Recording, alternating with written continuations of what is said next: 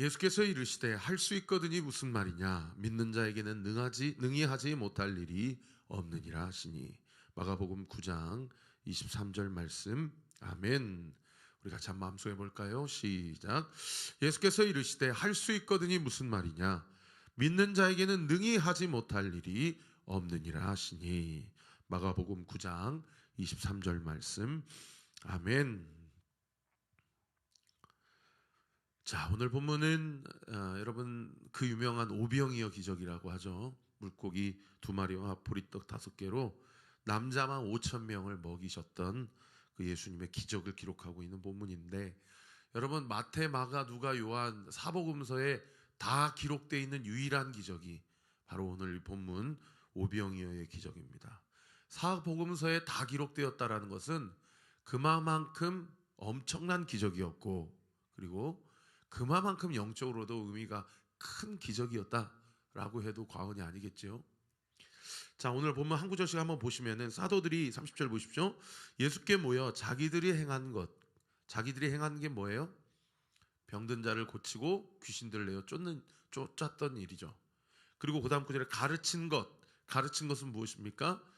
회개하라, 천국이 가까이 왔다, 예수님을 영접하고 믿으라, 그리하면 구원을 얻으리라 라는 하나님 나라의 복음을 이야기하는 것이죠. 둘씩 짝을 지어서 하나님 나라 복음을 선포하게 하시고 병든 자를 고치시고 또 귀신들을 내쫓는 그런 사역을 제자들을 통해 하게 하셨어요. 그리고 제자들이 다시 돌아와서 예수님께 이제 고했어요. 보고한 거죠. 그럴 때 31절에 보시면 예수님이 뭐라고 얘기하셔요? 너희는 따로 한적한 곳, 동그라미, 한적한 곳에 가서 잠깐 쉬어라. 여러분, 여기 한적한 곳은 사람이 없는 곳을 이야기하죠. 여러분, 사람이 없는 곳은 어디입니까? 광야예요. 그리고 오늘 보면 35절에 빈들이에요. 그죠? 보통 이렇게 막 성령의 역사가 나타나고 막 사람들의 큰 칭찬과 환호를 받으면 이 사람이 업되거든요. 그러다 보면은 꼭 실족하게 되고 또 교만하게 되죠. 예수님께서 막 승리의 메시지를 가지고 예수님께 찾아와서 예수님이 하시는 대로 두보로 또 가지지 않고 전대에 돈도 챙기지 않고 2가지만 기억하고 그대로 순종하면 하나님의 나라가 확장될 것이라, 예수님, 하나님이 저를 통해 그렇게 행하셨습니다. 막 제자들이 막 업된 거예요. 그러니까 예수님이 제자들에게 뭐라고 얘기합니까? 한적한 곳에 가서 쉬어라 라는 것은 육신적으로는 조금 더 쉼을 이제 배려하시는 그런 말씀이기도 하지만, 그 업된 마음을 좀 잠잠하게 누그러뜨리고, 이게 내가 한 일이 아니라 하나님이 하신 일을 기억하고 하나님께서 나를 통해 앞으로 또 어떤 일을 행하실지를 기대하고 기도해라라는 뜻이죠. 요즘 여러분들에게 좀 업된 마음이 있으십니까? 혹은 분주한 마음이 있습니까? 혹은 예수님과 인격적인 교제를 나눈 것보다 교회 사역이라든지 내가 섬기는 일이라든지 직장 일이라든지 내가 평소에 해오던 일들로 인해서 혹시나 하나님과 나와의 영적 교제보다 그것이 앞서서 그렇게 나에게 영적 분주함을 주고 있지는 않습니까? 그 옆에 한번 질문하기, 묵상하기 써보세요. 예수님께서 나에게 한적한 곳에 가서 잠깐 쉬라 말씀하고 계시는 것은 아닌가? 그런데 그 다음 구절을 보시면 32절에 배를 타고 한적한 곳으로 제자들이 갑니다.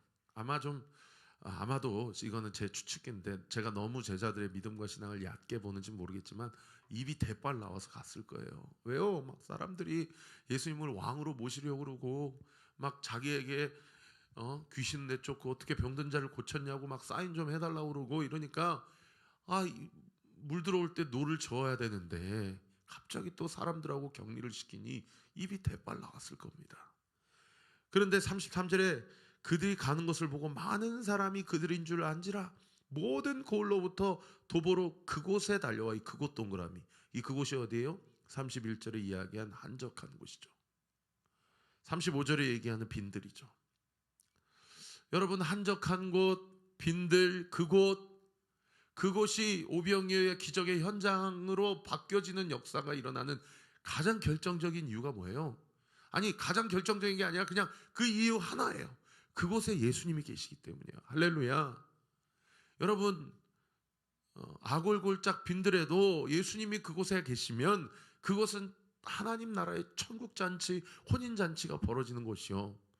아무리 휘황찬란한 대궐과 같은 궁궐과 같은 곳에 산다고 하더라도 그곳에 예수님이 안 계시면 그곳은 그야말로 영적으로 너무나도 공허하고 너무나도 빈궁한 곳이라는 거죠. 여러분, 우리의 삶이 혹여나 지금 나의 삶이 제자들의 삶과 같지는 않습니까? 예수님을 옆에 모시고 예수님을 따라가기는 하지만 제자들의 마음의 중심과 그들의 영적 시선은 다 어디를 향해 있어요? 사람들의 인기와 환호와 명예와 권력과 박수 이런 것으로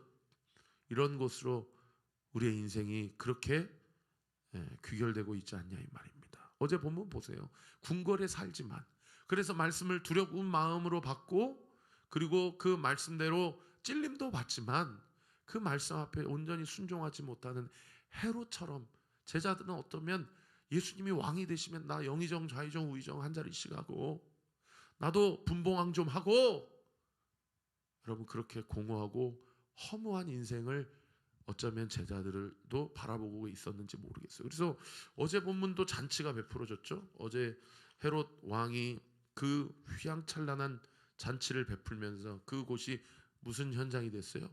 세례 요한을 죽이는 죄의 현장이 됐잖아요. 오늘 본문에도 보세요. 보리떡 5개와 물고기 2마리밖에 없는 똑같은 잔치지만은 아니 너무나도 비교가 되는 남루한 잔치지만은 그러나 예수님이 그들과 함께 계시니까 거기에 역사가 나타나고 기적이 나타나는 거 아닙니까? 여러분 어제 본문과 오늘 본문을 마가복음이 이렇게 굳이 이렇게 연속적으로 기록해 놓은 것은 그야말로 영적인 대비를 우리에게 가르치고 있는 그런 본문이라고 볼 수가 있는 것입니다. 옆에 질문하기 묵상하기 한번 써보세요. 내 마음은 주님과 함께 계시기에 내가 세상적으로 가진 것이 없다 하더라도 나는 기쁘고 행복한가? 아니면 세상이 부러워할 만한 것이 내 삶에 있기에 그것이 내 행복의 기준이고 그러나 그 마음의 중심을 살펴보면 그야말로 빛 좋은 개살구 마냥 그 마음이 공허하고 괴롭고 외로운 그런 삶은 아닌가. 자, 33절 다시 주의하겠습니다. 그곳으로 달려와 그들보다 먼저 가서 사람들이 제자들보다도 그곳으로 먼저 갔어요. 빈들. 이 누가복음이나 마태복음에는 그곳이 벳세다라고 기록되어 있거든요. 34절에 예수께서 나오사 큰 무리를 보시고 그 목자 없는 양 같음으로 인하여 불쌍히 여기사 이에 여러 가지로 가르치시더라.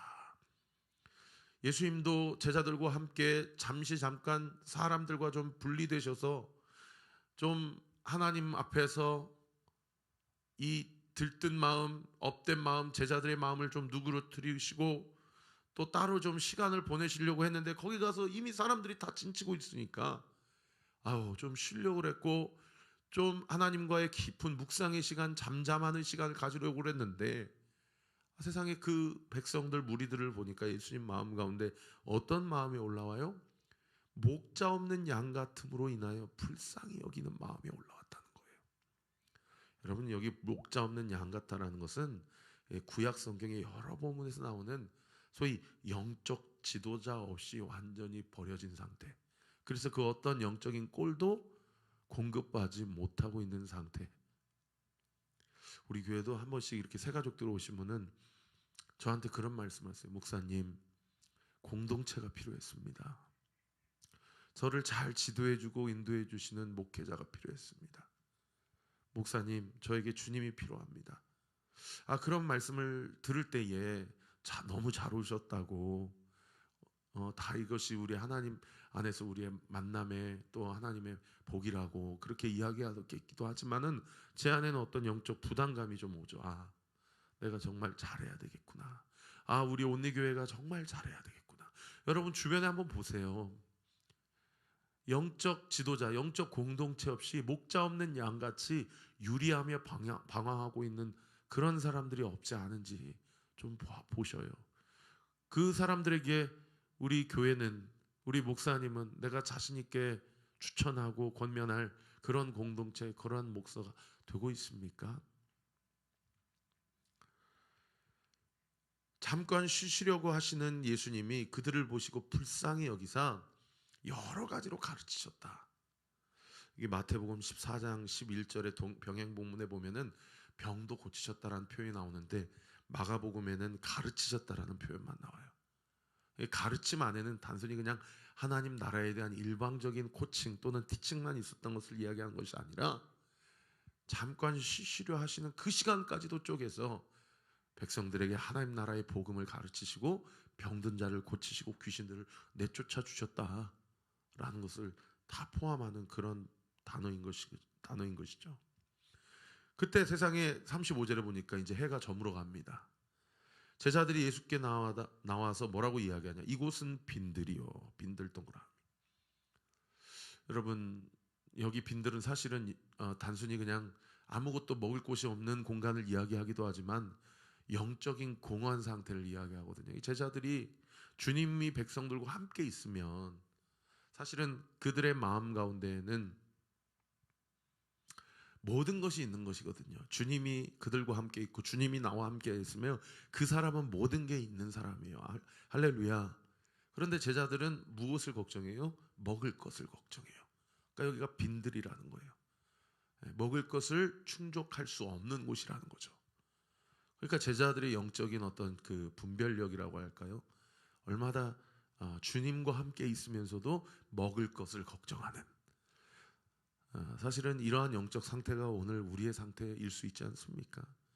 주님과 함께 있으면서 여전히 이 세상의 것을 걱정하고 앞으로 먹고 살 일을 걱정하는 나의 모습이 오늘 이 본문의 제자들의 모습 아닙니까? 우리가 그런 것을 인정한다면 무엇을 믿어야 되겠습니까? 여러분, 예수님이 우리 가운데 나와 함께 계심을 믿는다면 하루하루 주님과 동행하며 주님의 말씀 앞에 순종할 때에 여러분, 다시 한번 말씀드리지만 먹고 사는 문제 결코 걱정할 필요가 없습니다. 할렐루야. 그 다음 구절에 보십시오. 날도 저물어 가니 무리를 보내어 두루 촌과 마을로 가서 무엇을 사 먹게 하옵소서. 여기서 주님이 영적인 양식은 주시지만 육신의 양식은 주시지 못하시기 때문에 이들을 이제 풀어주셔서 각자 주변에 있는 마을과 고을로 찾아가서 먹을 것을 해결하게 해달라라고 그렇게 염려하고 간청하고 있는 본문이죠. 그러니 예수님께서 제자들의 그런 간청이 일반적이고 상식적인 간청 아닙니까? 그런데 예수님이 아마도 이 제자들의 이야기를 들었을 때 제자들로 하여금, 그리고 예수님을 따르는 무리들로 하여금 무엇인가를 깨닫게 하시기 위해서 기적을 베푸시기로 결정하셨던 것 같아요. 결국에 결론부터 말씀드리면 요한복음 6장 51절에 오병이어 사건이 똑같이 기록되어 있는 본문이 요한복음 6장이거든요. 그때 그 무엇을 깨닫게 하기 위하여 결국에 오늘 본문에 37절에 보시면 너희가 먹을 것을 주라. 무엇을 깨닫게 하기 위해서 주님이 이 얘기를 하셨냐? 제가 한번 읽어드릴게요. 요한복음 6장 51절에 나는 하늘에서 내려온 살아있는 떡이니 사람이 이 떡을 먹으면 영생하리라. 내가 줄 떡은 곧 이 세상의 생명을 위한 나의 살이니라. 할렐루야. 여러분, 에고에임이라고 보통 많이 들어보셨죠? 나는 이것이다. 그래서 예수님께서 나는 부활이요 생명이다, 나는 길이요 진리요 생명이다, 나는 양의 문이다, 나는 선한 목자다, 나는 여러 가지로 자기 자신을 어느 한 메타포를 사용해서 자기 자신을 계시하셨거든요. 그 중에 첫 번째 계시가 이거예요. 나는 생명을 주는 떡이다. 이것을 깨닫게 하시기 위하여 예수님께서 제자들에게 뭐라고 말씀하자면 너희가 먹을 것을 주라. 주님, 그러면 이 영적인 분별이 있었다면 주님, 저희가 어떻게 이들에게 먹을 것을 줄 수 있겠나이까? 이들을 살리시는 생명의 양식은 오직 주님이십니다. 주님이 우리로 하여금 먹을 것을 주게 하옵소서. 아마 이렇게 말씀했을 거예요. 근데 이런 거를 깨달을 수가 없죠. 아마 제가 제자였어도 이런 얘기는 할 수 없었을 거예요. 왜요? 예수님은 잡히시기 전날까지 예수님의 제자들은 그들이 서로 누가 크냐라고 싸웠기 때문이에요.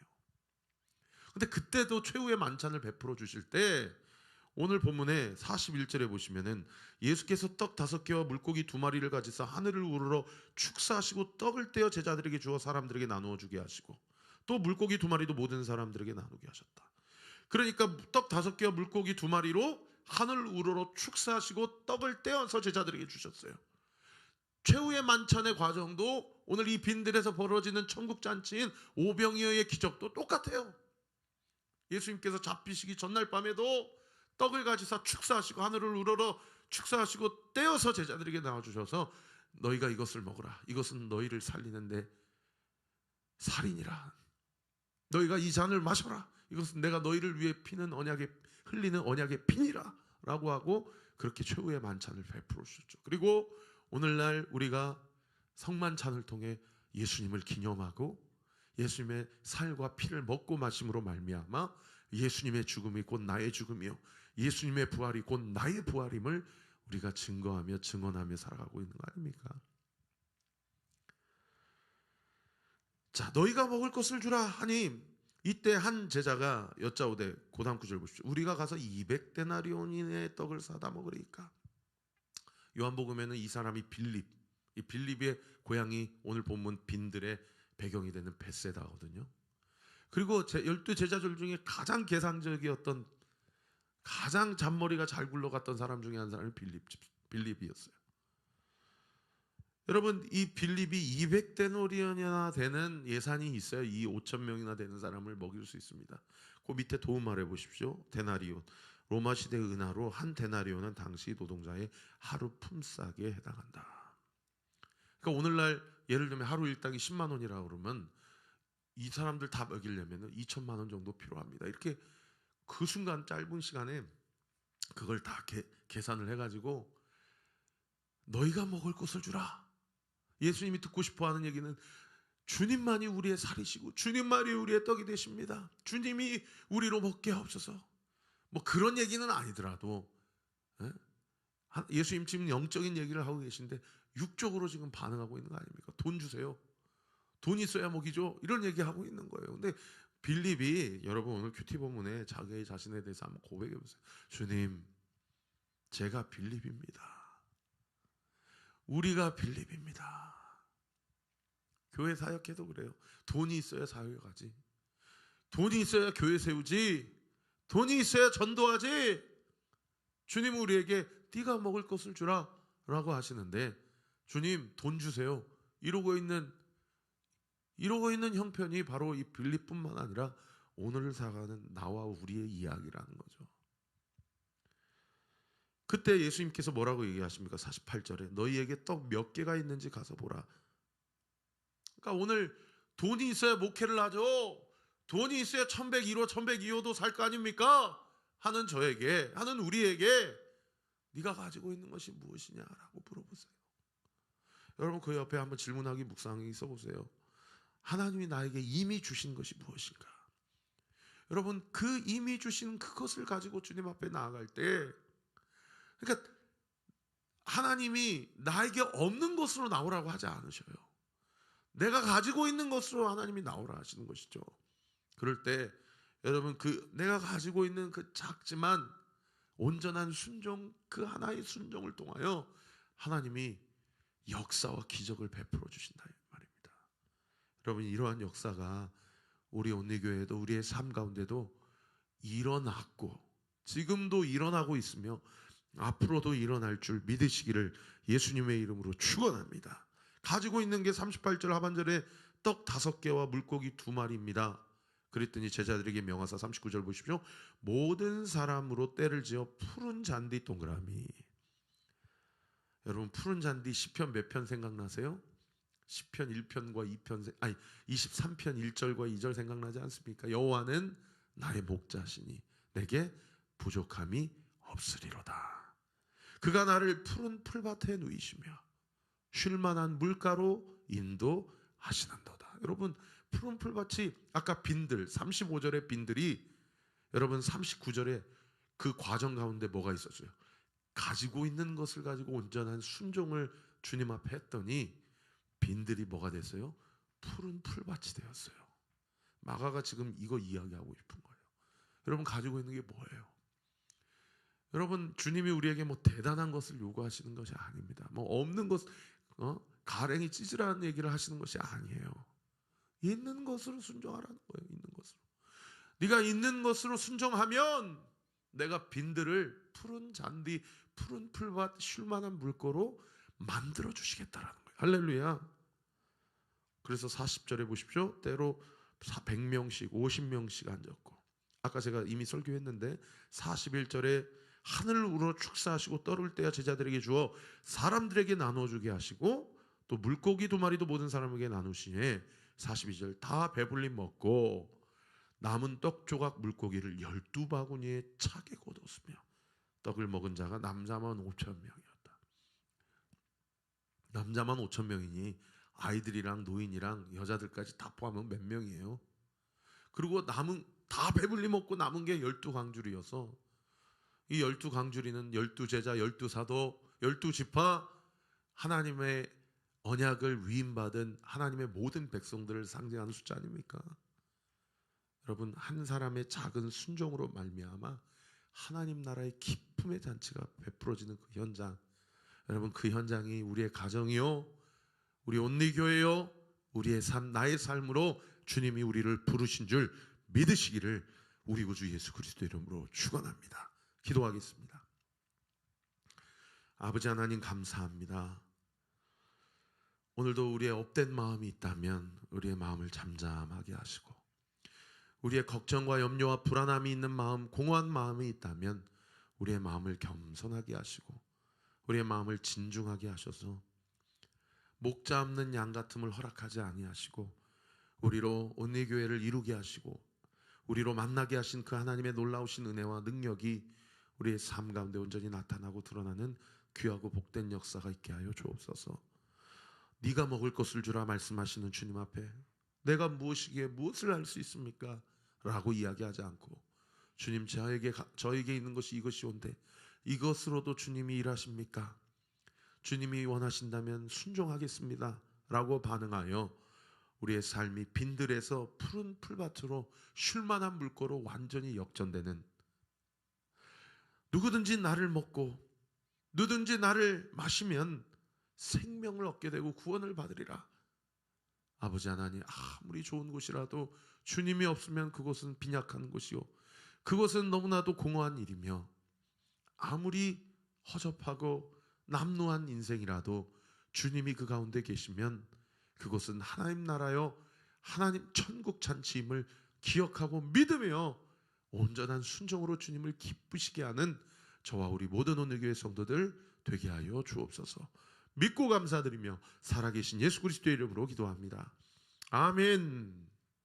이제는 우리 구주 예수 그리스도의 은혜와 하나님의 사랑과 성령 하나님의 위로교통 충만하심이 오늘 주신 말씀 붙잡고 오늘도 주님 안에서 주님과 함께 동행하며 주의 뜻을 온전히 이루기로 결단하는 우리 사랑하는 온리교회 모든 성도들 머리 위에 지금로부터 영원토록 함께 하시기를 간절히 축원하옵나이다. 아멘.